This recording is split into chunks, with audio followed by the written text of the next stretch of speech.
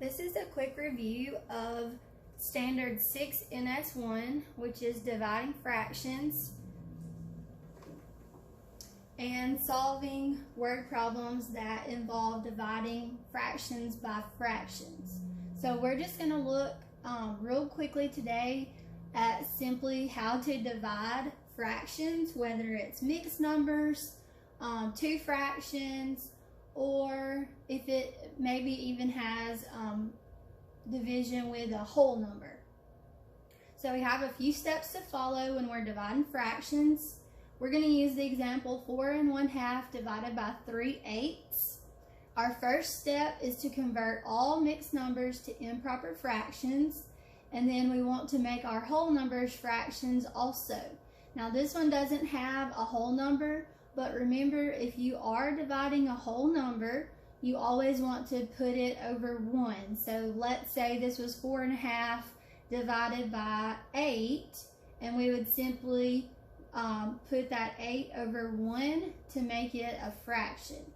Now we do have a mixed number, so we are going to need to convert 4 1/2 into an improper fraction. So remember to do that. If we have 4 1/2, we are going to multiply the denominator by the whole number. So 2 times 4 is 8, and then we add that product to the numerator. So 8 plus 1 would be 9. So 4 1/2 converts to 9, and we keep the same denominator, 9/2. Okay, and then 3/8 is already a fraction, so that stays the same. That is our first step. On our second step, using the same division problem, 9/2 divided by 3/8. We want to change our division symbol to multiplication and then take the reciprocal of the divisor. The divisor is the one we're dividing by, the fraction we're dividing by. That's going to be the second fraction in the equation if you have it written like this, horizontally. So we keep our first fraction, 9/2. That one stays the same. Then we convert, or we turn our division sign into multiplication. And the reciprocal, remember, is just where we flip our numerator and our denominator. So the reciprocal of 3/8 would be 8/3.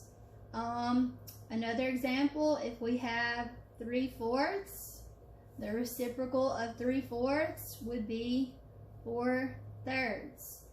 If I have 6/7, the reciprocal of 6/7 would be 7/6. So it's just where you flip your denominator and your numerator. All right, so we've done step 2.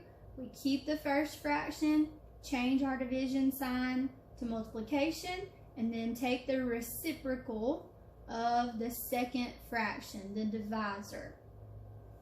Now, step 3. This one can be tricky for some of us.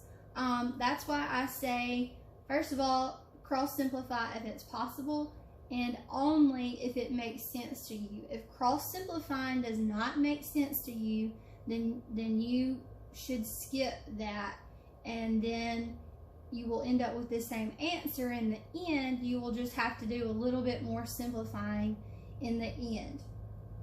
So on this one, we have 9/2 times, because we changed our division symbol to multiplication, and then 8/3 was the reciprocal of 3/8. Okay, what it means to cross simplify is you're going to look diagonally and see if there's any way you could simplify these numbers. Always ask yourself, first of all, if, like with 9 and 3, is the smaller number a factor of the larger number? Sometimes it will be and sometimes it won't be. You'll have to find a common factor. But in this case, 3 is a factor of 9. So I can go ahead and simplify here, and that will just save us some work in the end. So 3 will go into 9, and 3 will also go into itself. So 3 divided by 3 is 1, and 9 divided by 3 is 3. Then if I look this direction, 2 is a factor of 8. So I can say 2 divided by 2 is 1, and 8 divided by 2 is 4.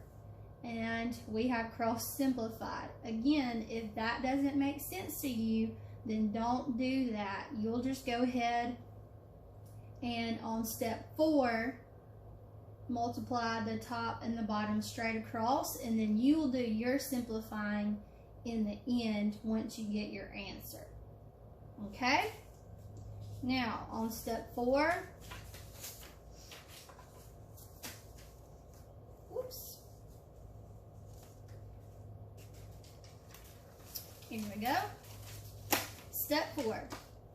Once we have cross simplified, or if we're not going to cross simplify, once we have kept our first fraction, changed our sign to multiplication, and then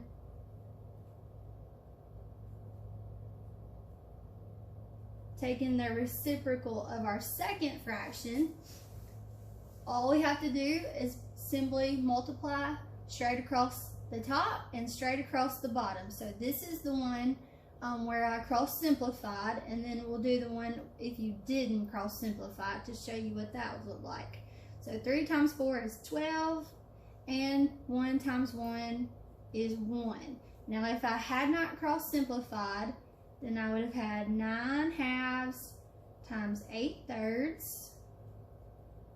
Okay, and 9 times 8 is 72, and 2 times 3 is 6. So this is with cross simplifying, this is without cross simplifying.